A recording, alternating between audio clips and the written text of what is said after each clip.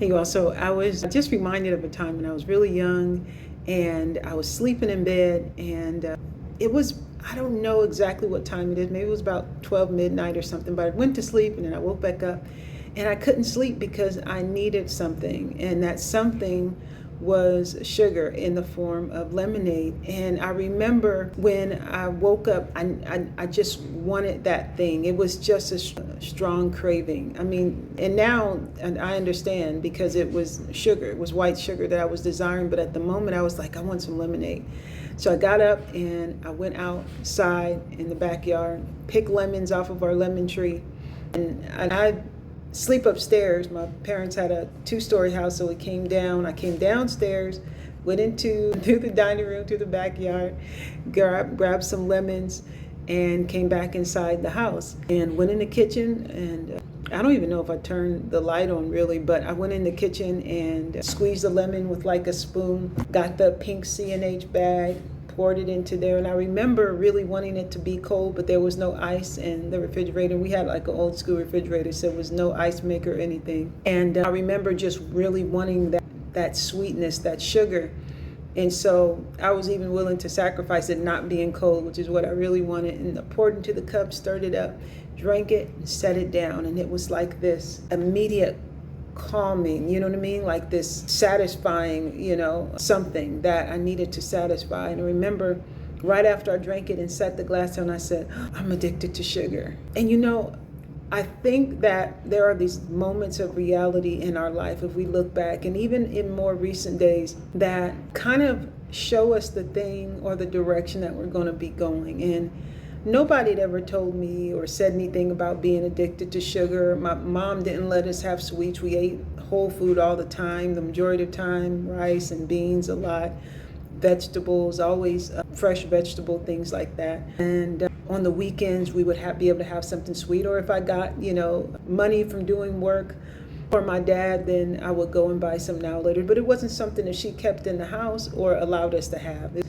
It was like, we found a piece of candy, It wasn't a common thing. We didn't have junk food. So it wasn't something that my parents had kind of brought to my attention, or sugar's bad. No, sugar was seen as a treat. It was kind of like a treat to have because we didn't have it all the time, but that thought came to mind. And, not too long after that, I started to tell myself, oh, I don't like sugar, or I hate sugar, And I remember later on when I started to make more and more changes, when I just learned about different ways of eating, not really as in-depth as, I am now, but just about the general things. This is healthy, and I was kind of into low fat and all these different things. But I had a point of reality to where I knew something was off. I knew something was wrong even at that age. And I just want to encourage you all of a couple of things. For one, when those things come up, those points of reality to where you're like, I think something's a little bit off, listen to those things. So I'm telling you,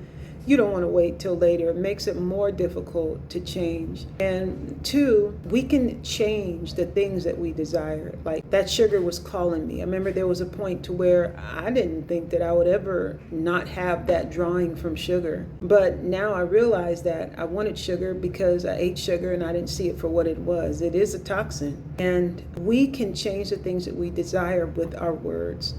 And I'm reminded of how the Bible tells us to renew our minds. And I'm also reminded of how the Lord spoke so many things that came to pass.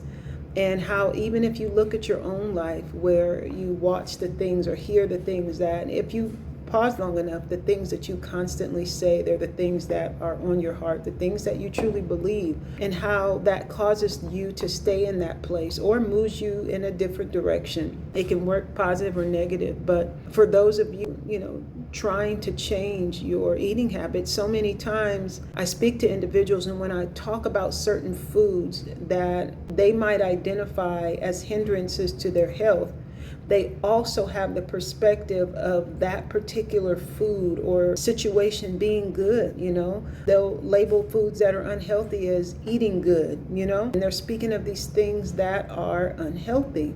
And so there's this connection in their minds to the thing that's bad actually being good. And as long as you view something other than what it really is, then you'll end up abusing that thing.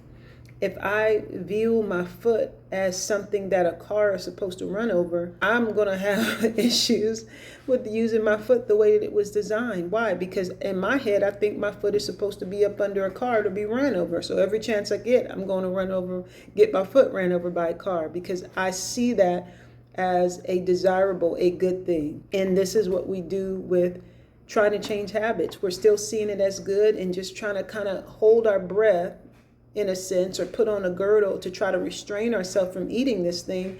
But in our mind, we really see that thing as being good. And so when we have these moments of reality, let's take action, not in a sense of trying to then change the habit, but first step, acknowledging that it is what it is. This is not helping me. This is harmful. And I believe that that is going to be the open door to being able to then get ideas on how to adjust it. And so acknowledge those times, acknowledge that something that is bad, that you're seeing it as good, and then start to change the way that you see it with your words. If you call something what it is, your mind is going to start to identify with it as being that, and then your actions towards it. It's like if I keep calling, remember there was a cartoon, I think that it was called Pepe Le Pew. It was a skunk, and the skunk kept chasing after the cat.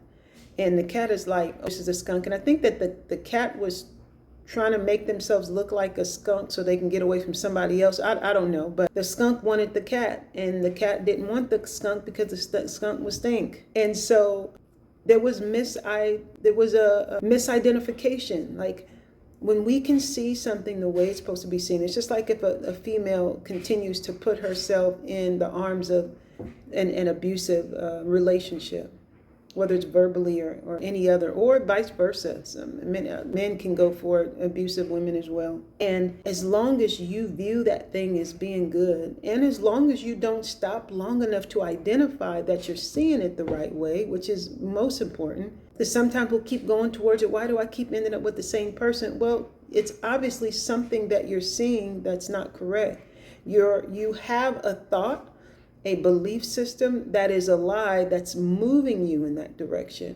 Otherwise, you'd go in the direction that is healthy for you. And so let's stop and practice the pause, like I've said before, and pause with God, okay? Because He can give you that security, that comfort, that wisdom, the guidance. And we need that to break away from old ways. And then be okay to see things for what they are, understanding that God is there to keep us, and then start to change our words, which is what He'll give us, those new words.